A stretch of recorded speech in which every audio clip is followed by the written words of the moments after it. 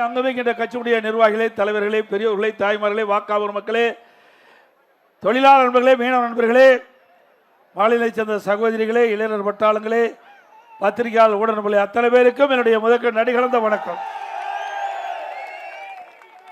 இன்று தினம் அனைத்து இந்திய அண்ணா திராவிட முன்னேற்ற கழகத்தின் சார்பாக இந்த மாவட்டத்தில் 3 தொகுதியில் அனைத்து இந்திய அண்ணா திராவிட முன்னேற்ற கழக தலைமையில் அமைக்கப்பட்ட தேசிய ஜனநாயக கூட்டணி அமைக்கின்ற அனைத்து இந்திய அண்ணா திராவிட முன்னேற்ற கழக வெற்றி வேட்பாளர்கள் திருவாடனை சட்டமன்ற தொகுதிக்கு மரியாதைக்குரிய சகோதரி திருமதி கீர்த்தியா முனிசாமி அவர்கள் நிறுத்தப்பட்டிருக்கின்றோம்.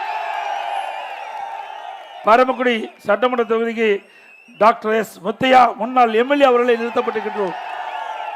முதுகுளத்தூர் சட்டமன்ற தொகுதிக்கு முன்னாள் எம்எல்ஏ திரு மலேசியா எஸ் பாண்டி அவர்களை நிறுத்திருக்கிறோம்.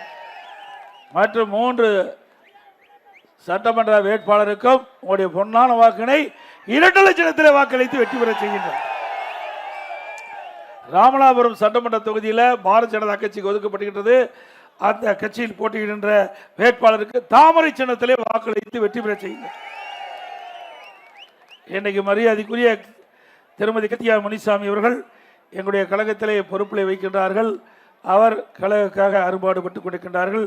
ஏற்கனவே 2 முறை போட்டியிட்டு வெற்றி வாய்ப்பு இழந்தவர். இந்த முறை நிச்சயமாக அவருக்கு ஒரு நல்ல வாய்ப்பை தந்து திருவாடனை சட்டமன்ற தொகுதியிலே மக்கள் பணி செய்ய, உங்கள் கூப்பிட்ட குரலுக்கு ஓடோடி வந்து உதவி செய்ய அவருக்கு ஒரு வாய்ப்பை தாருங்கள் என்று அன்போடு இந்த நேரத்தில் கேட்டுக்கிறேன்.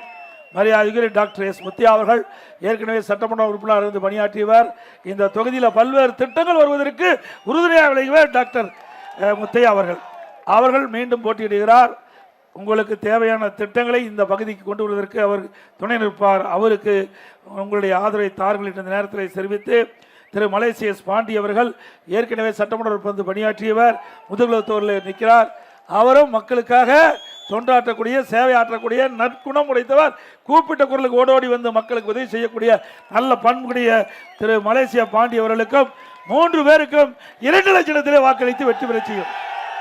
நம்முடைய சின்னம் பொன்மனச்சம்மல் புரட்சி தலைவர் எம்ஜிஆர் சின்னம், அம்மாவின் சின்னம், ஏழைகளின் சின்னம், மீனவர்களின் சின்னம், தொழிலாளர்களின் சின்னம், மக்களின் சின்னம், வெற்றி சின்னம். வாக்களிப்பீர் இரட்டலைக்கு.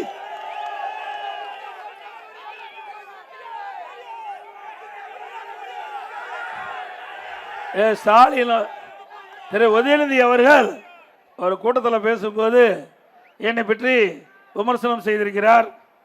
மோடியின் முரட்டு பக்தன் எடப்பாடியாம், மோடியின் முரட்டு பக்தன் எடப்பாடியாம் கண்டுபிடிச்சிருக்கார். நோபல் பரிசு கொடுத்துடலாம், கொடுக்கலாம் இல்லைங்க. நாட்டில் எவ்வளவு பிரச்சனை இருக்கு, அதை பத்தி எல்லாம் கவலைப்படாத. இதை பேசி நேரத்தை வீணடிக்கிறது தான் இன்றைய துணை முதலமைச்சருடைய கதையா இருக்குது. திரு உதயநிதி அவர்களே, உங்க தாத்தா யாருக்கு முரட்டு பக்தரா இருந்தார் என்று நாட்டு மக்கள் அறிவார். அவருடைய தாத்தா யாரு? திரு கருணாநிதி அவர்கள்.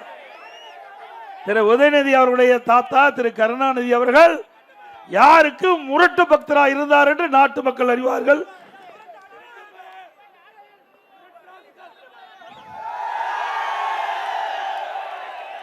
யாருக்கு? மத்தியிலே பாரத பிரதமராக இருந்த திரு வாஜ்பாய் அவர்களுக்கு முரட்டு பக்தரா இருந்தவர் திரு கருணாநிதி அவர்கள். பாருங்க, ஒருத்தர் மைக்கு ஆன் பண்றாங்க, ஒருத்தர் மைக்கு சரி பண்றாங்க, எப்படி எல்லாம் பிரதமருக்கு ஜால்ரா போடுறாங்க பாருங்க. எங்களை பத்தி பேசுவதற்கு அருகதை இருக்குதா உங்களுக்கு? உங்க தாத்தா டெல்லிக்கு போகும்போதெல்லாம் ஏதாவது காரியத்தோட தான் போவார். தமிழ்நாட்டு மக்களுக்காக போக மாட்டார், குடும்ப மக்களுக்காக போவாரு. இன்றைக்கு மத்தியிலே ஆட்சிக்கு வருகின்ற பொழுது திமுகவும் காங்கிரஸும் வெற்றி பெற்று மத்தியிலே இருக்கின்ற பொழுதும் சரி, பாரதிய ஜனதா திமுக வெற்றி பெற்று மத்தியிலே இருக்கின்ற பொழுதும் பதவிக்காக ஓடோடு வருவார், மக்களுக்காக போனதாக கிடையாது. திரு கருணாநிதி அவர்கள் மக்களுடைய பிரச்சனைக்காக, புதிய திட்டத்துக்காக பெறுவதற்காக டெல்லி போன சரித்திரமே கிடையாது. குடும்ப உறுப்பினர்களுக்கு பதவி வாங்குவதற்கு டெல்லி போவார்.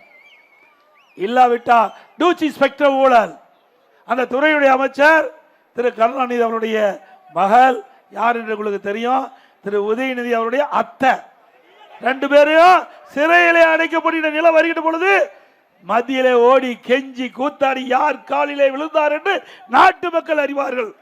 திரு உதயநிதி அவர்களே, என்னுடைய அண்ணா திமுக சேர்ந்து 1974 நான் கட்சியில் சேர்ந்தேன். எனக்கு 20 வயசு இருக்கும்போது கட்சியில் சேர்ந்தேன். நான் கிட்டத்தட்ட 51 ஆண்டு காலம் அந்த கட்சி இருக்கிறேன். உங்க வயசு 48 தான். உதயநிதியோட வயசு 48 தான் நான் நினைக்கிறேன். ஆக எங்களுடைய அரசியல் அனுபவம் கூட உங்களுக்கு வயசு கிடையாது.